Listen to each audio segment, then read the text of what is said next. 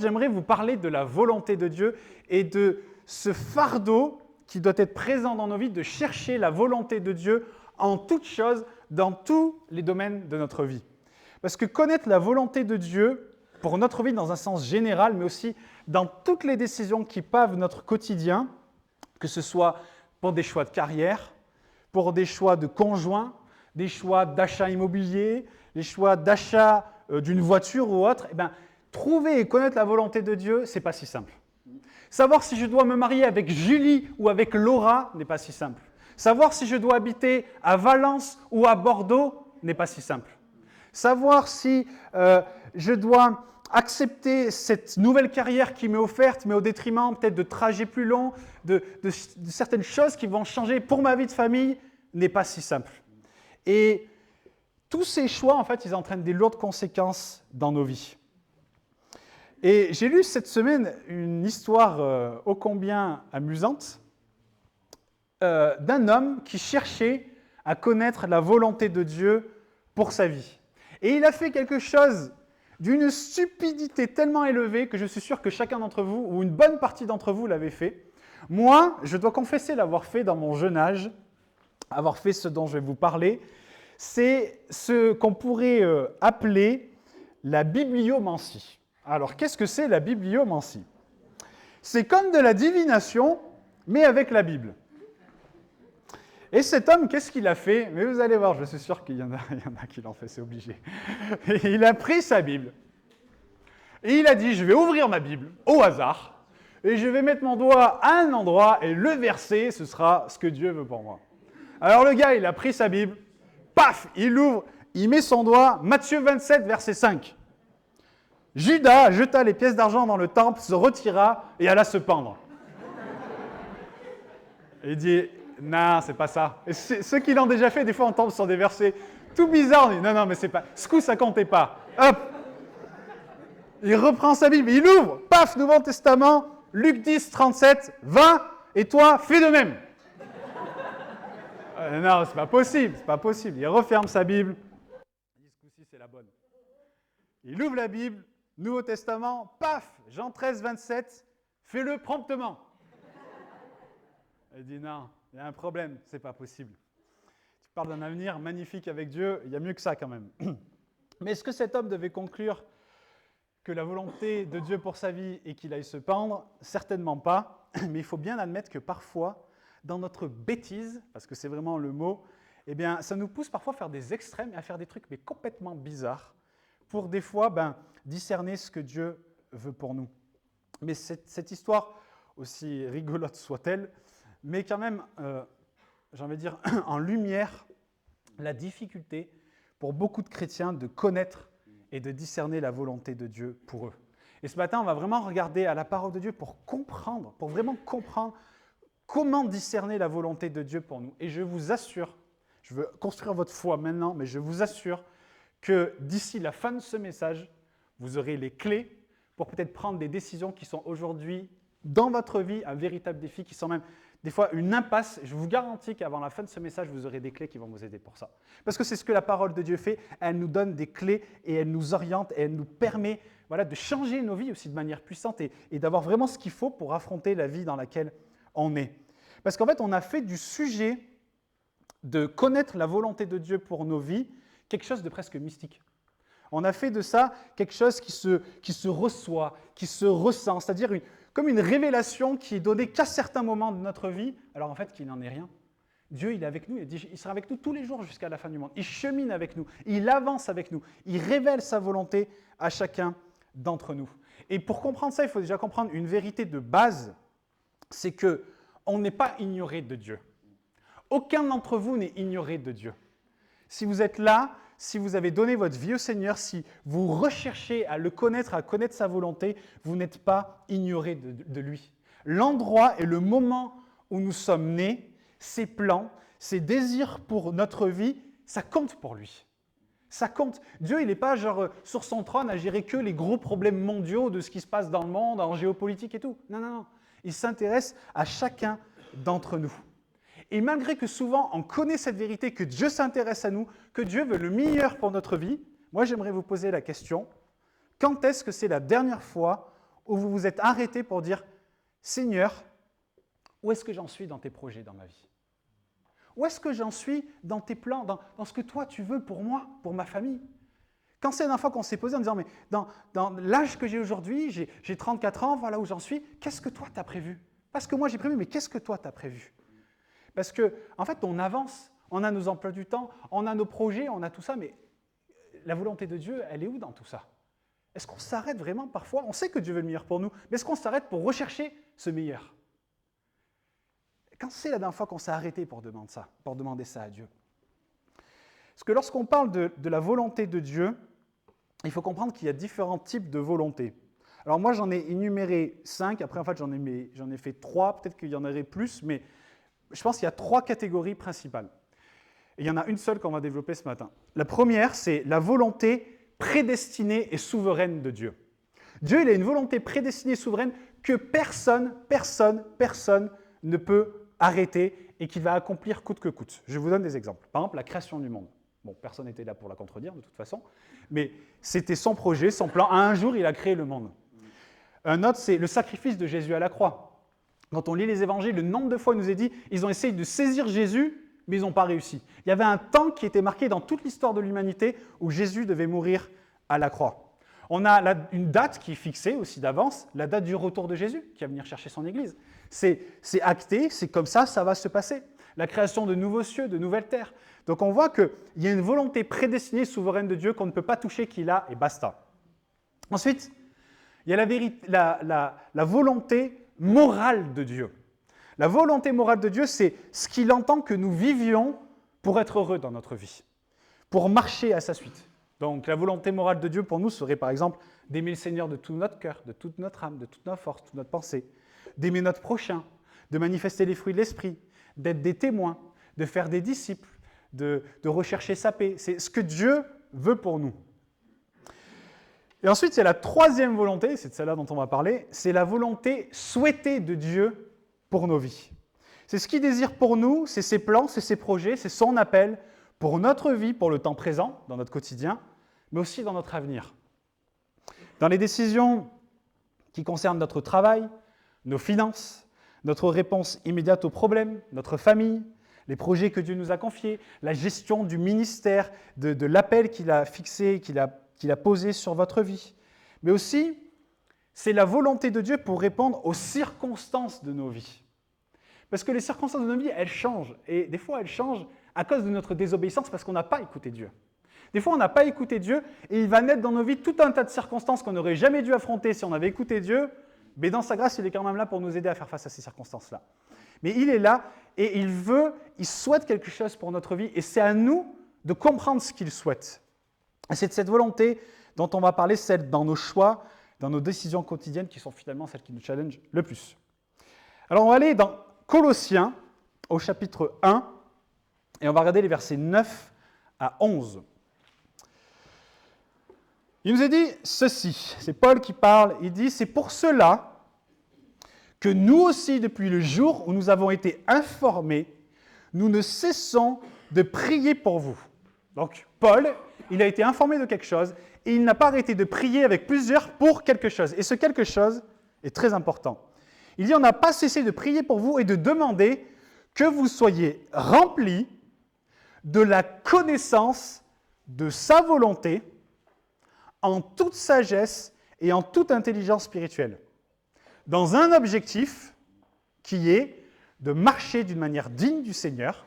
Donc on pourrait résumer marcher d'une manière digne du Seigneur, c'est marcher dans sa volonté, et lui être entièrement agréable, portant des fruits et toutes sortes de bonnes œuvres et croissant par la connaissance de Dieu, fortifié à tous égards par sa puissance glorieuse, en sorte que vous soyez toujours et avec joie, persévérants et patients. Donc on voit qu'il est possible d'être rempli de la connaissance de sa volonté en toute sagesse et en toute intelligence. Et être rempli de la connaissance de la volonté de Dieu, c'est intimement lié au fait de connaître les voies de Dieu. Et pour connaître les voies de Dieu, il n'est pas question de mysticisme, il n'est pas question de ressenti, il n'est pas question d'expérience, même qu'on peut avoir dans la vie, mais bien de connaître sa parole, de connaître la parole de Dieu. Et on doit évaluer chacune de nos pensées à la lumière de la parole de Dieu. Pourquoi ? Parce qu'il nous est dit dans Hébreux 4, verset 12, un passage qu'on connaît bien, il nous est dit « La parole de Dieu, elle est vivante et elle est efficace. Elle est plus tranchante qu'une épée quelconque à deux tranchants. » Et il prend cette image, pourquoi ? Parce qu'elle peut pénétrer dans nos cœurs pour partager ce qui est de l'âme et ce qui est de l'esprit. Jointure et moelle. Et elle juge les sentiments et les pensées des cœurs. Il dit dans ce passage que la parole, elle est comme un juge des sentiments et des pensées du cœur. C'est-à-dire qu'elle a la capacité de nous faire savoir si ce qui nous traverse l'esprit est bien ou mal. Si c'est bon ou si c'est nocif pour nous. Un juge, c'est celui qui décide comme un arbitre quand il y a un différend entre deux parties. Et les deux parties avec lesquelles on a beaucoup de différends, c'est souvent nos sentiments, nos pensées, ce qui vient de notre âme, et l'Esprit de Dieu. L'Esprit que Dieu a placé en nous et ce que lui veut. Et je crois que tous les chrétiens, honnêtement, je pense que chacun d'entre nous, on sait que la parole de Dieu, elle est là, elle nous aide pour cela. Mais en fait, on ne réalise pas le trésor qu'elle est pour connaître la volonté de Dieu dans nos vies. Et c'est vraiment la première clé, la clé numéro 1 pour connaître la volonté de Dieu dans notre vie, c'est la parole. Il faut se poser des questions. Est-ce que la décision que je prends, elle est cohérente et elle est en accord avec la parole de Dieu ? Parce qu'il y a beaucoup de choses qu'on peut vivre dans ce monde qui sont en désaccord avec la parole de Dieu. Et en fait, la parole de Dieu, elle sera en mesure de nous dire « ça c'est OK, ça c'est pas OK ». Il y a des fois, des gens, ils vont prier, jeûner, chercher tout un tas, chercher la volonté de Dieu et tout, mais s'ils ouvraient la parole, mais ce serait réglé en 2 secondes.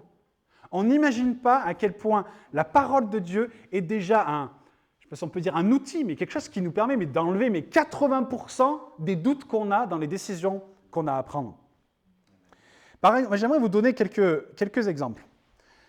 Par exemple, est-ce que je dois prendre ce travail qui va me permettre de gagner plus, d'avoir moins de trajets, de pouvoir passer plus de temps avec ma famille, mais dans lequel parfois on me demande de mentir aux clients ?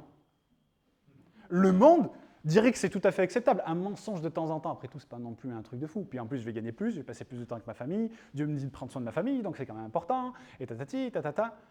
Mais on sait par exemple qu'il est marqué dans la parole que les lèvres mensongères, elles font horreur à l'Éternel. Donc, si je prends ce passage, il y a peut-être 3 raisons sur 4 qui me font prendre ce travail, mais il y en a une qui décidément me dit non, il ne faut pas le prendre. Donc, il ne faut pas le prendre. Mais le problème, c'est que parfois, qu'est-ce qu'on fait ? On va prier Dieu pour qu'il nous dise ce que nous, on a envie d'entendre, pour qu'il fasse une exception vis-à-vis que les lèvres mensongères, elles font horreur à l'Éternel. Et après, on est en train de dire, mais ça ne se passe pas bien, je ne suis pas béni. C'est compliqué. En fait, on a créé artificiellement une approbation de Dieu pour quelque chose que nous, on veut, alors qu'on sait très bien que Dieu ne le veut pas, parce que c'est marqué dans sa parole. Je vous donne un autre exemple, et celui-là, je l'ai choisi avec soin, parce que j'ai vraiment envie qu'on parle de ça aussi. Dois-je me mettre avec cette femme qui est si belle ? Elle est belle, et elle me comprend, et on est en adéquation. Quand on est ensemble, c'est la folie, j'ai des papillons dans l'estomac, et je lui parle, elle finit mes phrases, et je finis ses phrases, et c'est tellement fort ce qu'on vit, on aime le parfum de la glace à la fraise tous les deux, et tout ça, et on fait la liste, et on est là, on dit, mais tout est parfait, c'est la femme qu'il me faut, et par contre, elle n'est pas chrétienne. Elle n'est pas croyante. Et il y a tellement de chrétiens qui tombent dans ce piège si répandu par amour pour une personne. Et j'aimerais déjà amener une première chose, et surtout pour les plus jeunes d'entre nous. Moi, je suis déjà passé par ce fardeau parce que je suis marié aujourd'hui, mais c'est un fardeau, je suis désolé, c'est un fardeau. Choisir, trouver le conjoint que Dieu veut pour nous, vous appelez pas ça un fardeau ? C'est pas un truc qu'on prend, on jette la pièce en l'air, et pile, je prends Julie, face, je prends Laure. Non, c'est qu'est-ce que Dieu veut. Mais en fait, ce genre de sentiment et d'attachement qu'on développe pour une personne qui est non chrétienne, ce piège, pour l'éviter, il s'évite avant d'avoir des sentiments, pas une fois qu'on les a. En fait, il y a des choses qui devraient être claires et qui font qu'en fait, on ne va pas s'autoriser à aller plus loin. Et moi, j'ai vu tellement de gens croire que c'est possible. Croire que Dieu est OK avec ça, qu'ils vont tenir bon dans leur foi. Et puis l'argument numéro 1, souvent avancé, c'est qu'ils vont amener leur futur conjoint au Seigneur. Non, mais je vais l'amener au Seigneur. Je sais, il est ouvert. Je vais l'amener au Seigneur. Et dans 98,9% des cas, il n'en est rien du tout. Et la Bible, elle nous donne plusieurs recommandations très claires à ce sujet. Parce qu'un couple marié, il doit il choisit de marcher ensemble sous un même joug. Il choisit de marcher ensemble dans une même direction et pour toute la vie. Et il nous est dit, par exemple, ce verset dans 2 Corinthiens 6, versets 14 et 15, « Ne vous mettez pas avec les infidèles sous un joug étranger, car quelle part a le fidèle avec l'infidèle ?» C'est ce verset, il s'applique à toutes les unions d'ailleurs. Il s'applique à l'union la plus forte qui soit, à savoir le mariage, mais ça peut être une union dans le business, ça peut être une union dans une amitié, des gens que vous laissez rentrer dans votre vie qui vont avoir une importance pour vous. Il faut être vigilant à cela. Et on voit aussi, par exemple, dans 1 Corinthiens 7, verset 39, il nous est dit « Une femme est liée aussi longtemps que son mari est vivant », ça marche dans les deux cas, mais si le mari meurt, elle est libre de se remarier à qui elle veut, mais que cela soit dans le Seigneur. Donc on voit, ce n'est pas un truc, c'est la première union, tu peux la faire pas dans le Seigneur, et la deuxième, il faut la faire dans le Seigneur. Toutes les unions, il faut les faire dans le Seigneur. Mais l'union, elle doit se faire dans le Seigneur. Et face à ce genre de vérité énoncée à plusieurs reprises, on voit, eh bien, il y en a beaucoup qui disent « Ah non, mais j'ai demandé une confirmation à Dieu. J'ai demandé à Dieu de me parler pour savoir si c'est vraiment la femme ou le mari, le conjoint que Dieu veut pour moi. » Les gens, j'ai envie de dire « Mais tu fais une confirmation de quoi, en fait ?» De quoi on veut une confirmation quand ça a déjà été confirmé plein de fois dans la parole de Dieu? Tout est déjà dit. Mais en fait, ce que les gens recherchent désespérément, et je vais mettre ce que nous recherchons désespérément, parce qu'il y a ce sujet, mais il y a tous les autres, c'est qu'en fait, on cherche une faille dans la parole de Dieu qui permettrait à ces personnes d'épouser quelqu'un qui ne partage pas leur foi. Comme une exception de Dieu qui allait venir pour le cas de leur si grand amour qu'ils ont l'un pour l'autre. Parce que bon, on aime tous les deux la glace à la fraise. Donc Dieu, il voit ça quand même. Dieu, il va bien faire quelque chose pour notre union. Et en fait, c'est ce qui est terrible d'ailleurs avec ça, c'est quand on cherche un signe pour confirmer quelque chose qu'on sait très bien que Dieu ne veut pas, ben on finit par le trouver le signe. En fait, quand on veut entendre quelque chose, on finit toujours par l'entendre. Et ces gens-là, toujours, ils obtiennent un signe. Et puis après, quand ils divorcent, par exemple, en disant « Ouais, mais en fait, je n'étais pas bien sûr, j'étais pas sûr que ça venait de Dieu, tout ça. » Mais quand on cherche des signes, on en trouve. Et l'expérience montre que beaucoup des chrétiens qui ont tenu ce raisonnement, non seulement ils n'ont pas gagné leur conjoint pour Christ, mais bien souvent, ils ont eux-mêmes abandonné le Seigneur. Parce que c'est difficile. Ils ont souvent vécu de telles difficultés qu'ils ont amèrement regretté leur désobéissance. Et je prends ces exemples parce qu'ils sont parlants. C'est que la première clé, le premier filtre par lequel notre recherche de la volonté de Dieu, nos décisions doivent passer, c'est la parole de Dieu. Et par la parole de Dieu, on élimine tellement de choses parce que le monde aujourd'hui dans lequel nous vivons est de plus en plus contraire à ce que la parole de Dieu nous demande.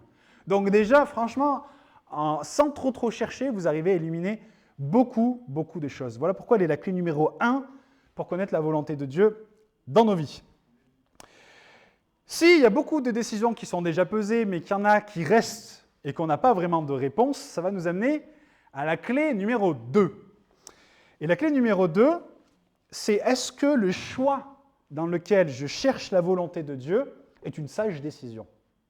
Ça, c'est un deuxième filtre. Alors vous allez me dire, comment est-ce que je peux savoir que c'est une sage décision? Ben, je vais vous dire comment. On regarde en fait aux conséquences de notre choix. Quelle sera la conséquence de mon choix? Et il ne faut pas se dire, quelles seront les conséquences que j'aimerais qui découlent de ce choix, pas comme je l'ai donné dans l'exemple d'avant, mais quelles sont réellement les conséquences du choix que je vais prendre? Parce que tout choix, mes amis, tous les choix, toutes les décisions qu'on prend ont des conséquences. Et j'aimerais rappeler que le propre d'un adulte, d'un homme et d'une femme majeurs, c'est d'assumer les conséquences de ses actes. D'ailleurs, voilà pourquoi il est primordial, j'aimerais ouvrir cette parenthèse, mais il est primordial pour tout parent d'enseigner à ses enfants qu'il y a une conséquence aux actions qu'on prend. Parce que les choix de nos vies, ils n'affectent jamais que nous-mêmes, mais aussi les personnes qui vivent autour de nous. J'aimerais vous rappeler juste une histoire, l'histoire de Jonas. Dieu avait révélé à Jonas sa volonté, c'était qu'il aille à Ninive. Mais Jonas, il a refusé d'aller à Ninive. Il est allé à l'opposé. Il nous a dit qu'il a pris le bateau. Et Dieu, pour ramener Jonas à la raison, il a envoyé une tempête. Et il nous a dit que dans le bateau, il y avait plein de gens qui n'avaient rien demandé, qui prenaient juste le bateau, comme vous prenez l'avion parfois. Ils prenaient le bateau pour aller à leur destination. Et à cause de la désobéissance d'un seul homme, il y a une tempête de fous qui est arrivée. Ils ont eu à jeter toutes les marchandises du bateau, toutes les affaires des uns et des autres pour essayer de calmer les mouvements du bateau sur la tempête. Parfois, par les décisions qu'on va prendre de désobéir à Dieu, ça va amener à des gens autour de nous de même perdre des choses qui l'on sont chères parce que nous, on a choisi de désobéir à Dieu. Et ça aussi, c'est vraiment quelque chose qu'il faut mesurer, c'était ça que je voulais vous dire, dans les conséquences que nos choix peuvent avoir sur les gens qui nous entourent. Il y a parfois des gens qui disent « c'est ma vie, c'est ma décision, je fais que ce que je veux ». C'est profondément faux. Nos décisions ne touchent jamais que nous-mêmes, elles touchent toujours aussi notre entourage. Il faut vraiment qu'on soit vigilant à ça, donc dans les conséquences que vont amener nos choix. Et parfois, il y a même des petites choses qui vont avoir indirectement de l'impact parce que nos enfants, nos amis, notre entourage, ils nous regardent, ils nous observent vivre. Ils nous écoutent parler. Ils regardent la manière dont on s'habille, ils regardent comment on réagit dans notre quotidien, comment on réagit à l'épreuve, comment on réagit à la maladie, comment on répond à la volonté de Dieu dans ses plans, ses désirs, ses projets pour notre vie. Donc c'est vraiment important de prendre en considération la sagesse de nos décisions sur notre vie et sur celle de ceux qui nous entourent. Quelles vont être les conséquences? Donc premièrement, je trie au travers de la parole de Dieu. Il va me rester d'autres décisions, ok, elles sont en accord avec la parole de Dieu. Maintenant, c'est Seigneur, est-ce qu'il est sage de prendre ces décisions? Quelles conséquences ça va avoir sur ma vie et sur celle de ceux qui m'entourent? Ça, c'est un deuxième filtre qui est vraiment important. Ensuite, il y a un troisième filtre, une troisième clé, c'est puis-je honnêtement demander à Dieu de bénir la décision que je prends et de m'aider à y parvenir? Est-ce que c'est OK devant Dieu qu'il vienne bénir la décision que je prends? C'est-à-dire, est-ce que face à ma décision, Dieu peut dire oui à cela? Je ne sais pas si vous connaissez ce bouquin, moi, il m'a vraiment changé la vie, ce livre. Il y a un vieux livre, c'est écrit dans les années 1800, « Que ferait Jésus à ma place ?» Ce livre est extraordinaire. Il y a des gens qui ont commencé à dire, maintenant, toutes les décisions que je prends, je vais me poser cette question avant de la prendre. Et ça amène tout un réveil dans une vie. Il y a un gars, il tient un journal, puis il commence à plus accepter certains articles qui ne sont pas justes, mais du coup, il perd des sponsors, et le journal va presque fermer, mais en même temps, ça amène d'autres choses et tout ça. Mais il y a des conséquences. Et en gros, c'est, est-ce que Dieu peut venir bénir ma décision? Est-ce que c'est en adéquation avec mon choix d'être un disciple de Jésus-Christ? Même ça, vous en avez un paquet. Est-ce que la décision que je prends, elle est en adéquation avec mon choix d'être un disciple de Jésus? Est-ce que cette action, elle correspond à qui je suis en Jésus? Est-ce que c'est cohérent avec la façon dont Dieu travaille dans les Écritures avec tous les hommes et les femmes qu'il a aidés et dans lesquels il a œuvré dans leur vie? Et si, encore une fois, c'est oui à toutes ces questions, est-ce que je peux demander à Dieu de m'aider à y parvenir? Parce que le grand danger, c'est que parfois, on croit qu'on est suffisamment sage, qu'on est suffisamment mature pour prendre notre propre décision sans l'aide de Dieu. Alors oui, on est tous matures d'une certaine manière, on est en maturité, en maturage, et on avance avec le Seigneur, mais il y a bien des décisions qui vont nécessiter la direction de Dieu, l'intervention de Dieu pour nous aider. Encore une fois, il ne faut pas oublier qu'on vit dans un monde qui est à l'opposé de ce que Dieu demande dans une grande majorité de sujets. Ça veut dire quoi? Moi, j'aime bien, il faut prendre les choses pour ce qu'elles sont, parce qu'on lit la parole, mais il faut réaliser les conséquences. Si la plupart de ceux que Dieu appelle bien et appelés mal dans la société, et ce que le monde appelle mal, bien et appelé mal par Dieu, ça veut dire quoi? C'est-à-dire que peut-être dans 80% des décisions que je vais prendre, ça va entraîner une lutte, ça va entraîner des combats, ça va entraîner des choix radicaux qui vont se passer dans ma vie, qui vont nécessiter l'aide de Dieu. Donc, on a besoin de l'aide du Seigneur. Mais si la décision que je prends n'est pas en accord avec ce que Dieu veut pour moi, et j'aimerais rappeler d'ailleurs que tout ce que Dieu veut pour nous, c'est toujours le meilleur pour nous, même si on ne le comprend pas au moment où c'est le cas, eh bien, si je le fais sans Dieu, alors je serai seul pour affronter le processus qui va découler de la décision que j'ai prise sans Dieu. Tu sais, des fois, des gens ils disent « mais Dieu m'a abandonné, Dieu m'a laissé tomber, Dieu n'est pas avec moi ». Dieu, il n'abandonne personne. Nous, on abandonne Dieu. En fait, Dieu, il ne nous suit pas sur le chemin de l'immoralité, de l'injustice, de la méchanceté, de la désobéissance. Il nous est dit qu'il marche au-devant de celui qui pratique la justice avec joie. Si à un moment donné, je dis « je ne veux plus de justice, je ne veux pas écouter ce que toi tu veux pour ma vie et je veux tracer seul », alors des fois, ce n'est pas aussi explicite que ça, mais en fait, ça revient à dire ça, ben, on marche seul et on va affronter ce qu'on va se ramasser seul. Dieu, il est avec nous, mais si on lui dit à un moment donné « je ne veux pas écouter ta volonté, je ne veux pas entendre ce que tu veux pour ma vie », ben, on va se retrouver seul. Donc c'est important de se demander si Dieu peut bénir mon choix et ça va nous amener à regarder déjà si on a la paix dans la décision qu'on prend. J'entends par là un calme qui vient dans notre esprit, qui vient sans irritation, sans doute. Pas oublier aussi que Dieu, il ne cherche pas à cacher sa volonté. savez, on n'a pas un Dieu qui est sournois. Il n'est pas là à dire « Ah, je vais cacher ma volonté, comme ça tu vas bien galérer dans ta vie, et puis tu vas affronter des conséquences que je ne veux pas. » Non, non, non. Sa volonté, il la laisse être trouvée par chacun d'entre nous. Donc il faut qu'on aille et qu'on frappe. Et des fois, vous savez, cette volonté de la chercher et dans la parole et dans la prière, ça va nécessiter plus ou moins d'efforts. Vous savez que la prière nous a dit qu'il y a 3 niveaux la prière. Demandez, vous recevrez. Cherchez et vous trouverez. Et frappez, on vous ouvrira. Des fois, on demande, on reçoit.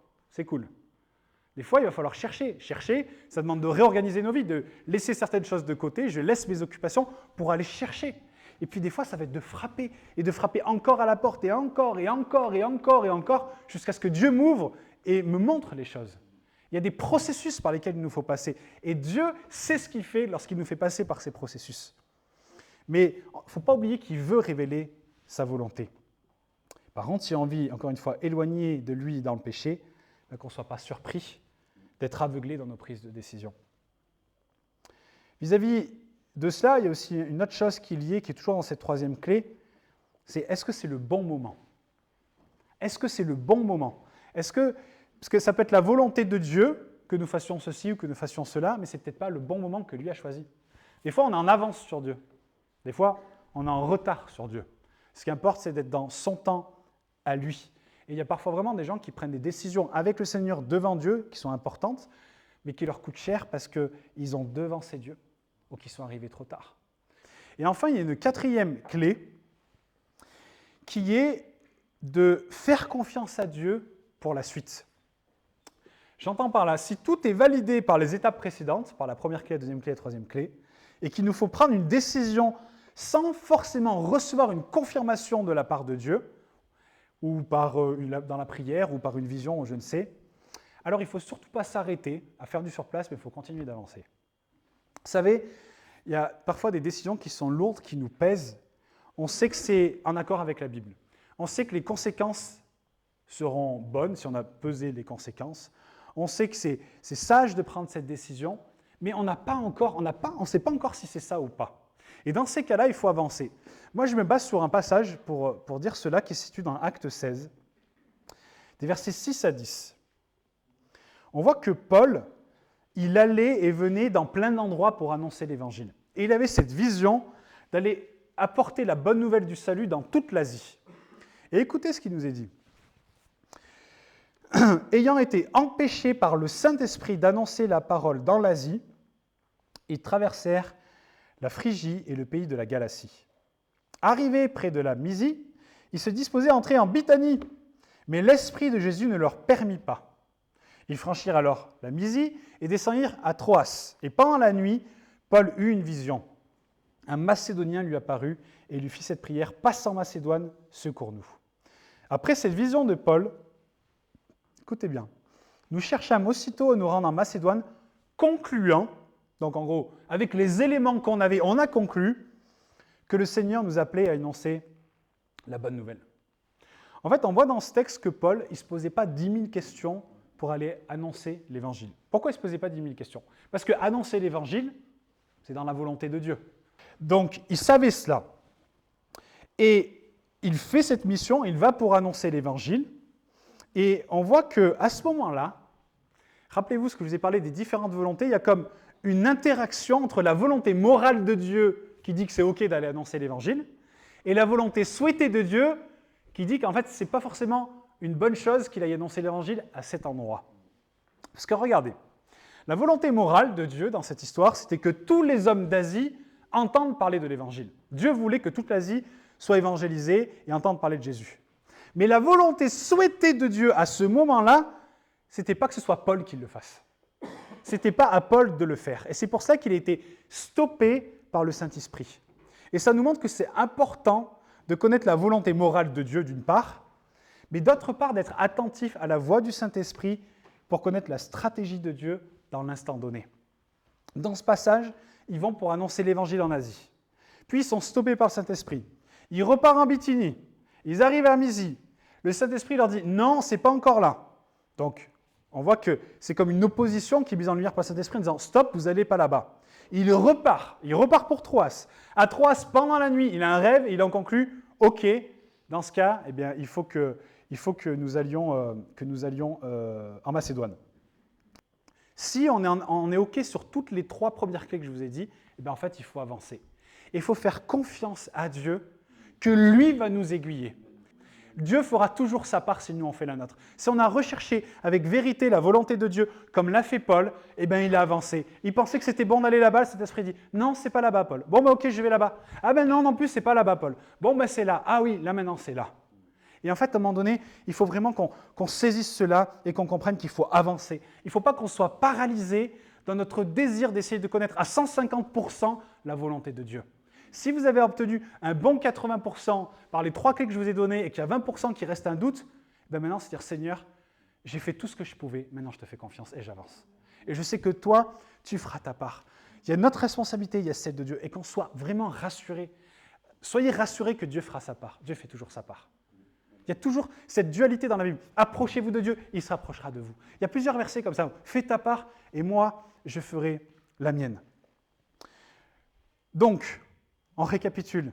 Première clé, c'est de connaître la volonté de Dieu au travers de sa parole. Est-ce que c'est en accord avec la parole de Dieu? Deuxièmement, est-ce que le choix dans lequel je recherche la volonté de Dieu est une sage décision? Et je sais que c'est une sage décision en regardant aux conséquences. Troisièmement, est-ce que je peux honnêtement demander à Dieu de bénir ma décision et de m'aider à y parvenir? Et quatrièmement, c'est quand j'ai les 3 premières clés qui sont validées, j'avance avec confiance en sachant que Dieu fera sa part. Donc la volonté morale de Dieu, elle nous est décrite dans la parole, donc c'est important de la lire. Et moi, je suis reconnaissant aussi au Seigneur pour ce défi de lecture du Nouveau Testament en 30 jours qu'on fait. On est une bonne majorité à le faire et c'est important parce qu'on saisit des choses, il faut qu'on étudie la parole, qu'on se pose des questions, qu'on cherche, qu'on demande des explications si on ne comprend pas. Donc ça, c'est la volonté morale de Dieu. Puis après, il y a cette volonté souhaitée de Dieu. Face à ce que je sais être juste, maintenant, Seigneur, qu'est-ce que tu veux? Et ça, mes amis, ça va demander des efforts. Parce que c'est une chose de savoir ce qui est juste, c'est une deuxième chose que de le mettre en pratique. Et il y a parfois des choix qu'on aimerait tellement qu'ils ne soient pas ce que Dieu veut, qu'en fait, on fait tout pour essayer d'avoir l'inverse. Et c'est pour ça que j'ai pris cet exemple d'un conjoint ou de quelqu'un qu'on aime. Parfois, des décisions, on sait qu'il faut qu'on les prenne. On le sait. Il faut qu'on soit honnête devant Dieu en disant « Je ne vais pas chercher à connaître des signes de ça parce que tu as déjà parlé. Tu m'as déjà parlé au travers de ta parole. » Donc, d'avoir ce courage, et on va prier pour ça, d'avoir ce courage pour faire les efforts considérables pour prendre la bonne décision. Et puis, ensuite aussi, c'est d'être vraiment à l'écoute du Saint-Esprit. Vous savez, lorsqu'on est né de nouveau, qu'on accepte Jésus dans nos vies, il nous a dit que le Saint-Esprit vient habiter en nous. Et le Saint-Esprit qui habite en nous, c'est la chose la plus précieuse qui soit. Parce que le Saint-Esprit, il va être là pour nous aider dans nos processus de changement, dans nos processus de décision. Il va être là aussi pour faire remonter les passages bibliques dans les moments difficiles qu'on a. Il va faire remonter le passage qui va être une réponse. Faut-il qu'il y ait encore quelque chose à remonter? Si on est vide de chez vide, il n'y aura rien à remonter par le Saint-Esprit. C'est pour ça que la Bible nous parle d'un bon dépôt. On a tous un bon dépôt qui doit être enrichi par les enseignements, par nos expériences de vie, par nos témoignages, par la prière, par les uns et les autres, les gens qui sont là, par l'enseignement, comme ce matin, on enrichit notre dépôt. Maintenant, il faut faire quelque chose de ce dépôt. Donc, c'est vraiment important. Et la dernière chose, c'est aussi d'apprendre à faire la différence entre la voix de nos pensées, de nos émotions, celle de l'ennemi et la voix intérieure du Saint-Esprit qui est en nous. Et ça aussi, c'est important. Et j'aimerais vous rappeler quelque chose de très pratique, et je vais terminer là-dessus. Moi qui a changé ma vie à toujours. Lorsque vous avez des décisions à prendre, mais même moi je le fais personnellement pour quasi tous les temps que je prends avec Dieu. Avant de prendre avec Dieu, pour que ce temps ne soit pas parasité par mes pensées, par mon âme ou par ce que l'ennemi voudrait faire, je commence toujours mes temps en remerciant le Seigneur. Je commence par louer Dieu d'une manière très simple. Je le remercie déjà d'être en vie. Je le remercie pour tout ce qu'il m'a donné aujourd'hui, dans les mois qui viennent, qui sont passés. Pardon. Vous remerciez le Seigneur. Ensuite, je demande pardon. Je demande pardon pour mes péchés parce qu'on voit cela même dans le tabernacle. La première chose par laquelle ils passaient, c'était par la cuve d'airain. Ils allaient là, ils se purifiaient. Avant d'aller dans ce lieu saint, ce lieu très saint, il y a des étapes avant. Et je demande pardon à Dieu pour mes péchés, pour mes mauvaises pensées, mes mauvaises paroles, mes mauvais comportements. Je demande de me purifier. Ensuite, je prie et je prends autorité dans le nom de Jésus contre tout ce que l'ennemi voudrait faire contre moi. Je dis que l'ennemi le diable, il échafaude des plans contre nous. Il échafaude des stratégies pour nous faire tomber. Il est là pour nous tuer, nous voler, nous détruire. Donc je prie contre ça et je prends autorité dans le nom de Jésus. Ces choses-là, qu'elles soient détruites dans le nom de Jésus, j'en veux pas dans ce temps que je vais prendre. Le quatrième point, c'est que je prie pour mes pensées, pour mon âme, mon imagination, pour que tout ça se soit soumis à Dieu et que, non pas que ça vienne parasiter mon temps, mais que Dieu se serve de ça pour me parler. Et ensuite, le cinquième point, c'est que j'invite le Saint-Esprit dans le temps que je vais avoir. Je vous garantis que si vous faites ça avant de lire la Bible, vous n'allez pas lire la Bible de la même façon. Je vous garantis que si vous faites ça avant de prier pour des décisions ou de chercher la face de Dieu dans les décisions que vous allez à prendre, ce sera complètement différent. On a notre responsabilité, on a les outils. Dieu nous a donné tout ce dont on a besoin pour faire face à ce monde tous les jours. Alors si aujourd'hui, vous avez des décisions importantes à prendre, vous pouvez mettre ça en pratique. Moi, je ne crois pas qu'en mettant ça en pratique, on ne peut pas s'en sortir dans la décision qu'on a à prendre. Parce que ça vient contrer tous les éventuels obstacles qu'on peut avoir dans nos processus de décision.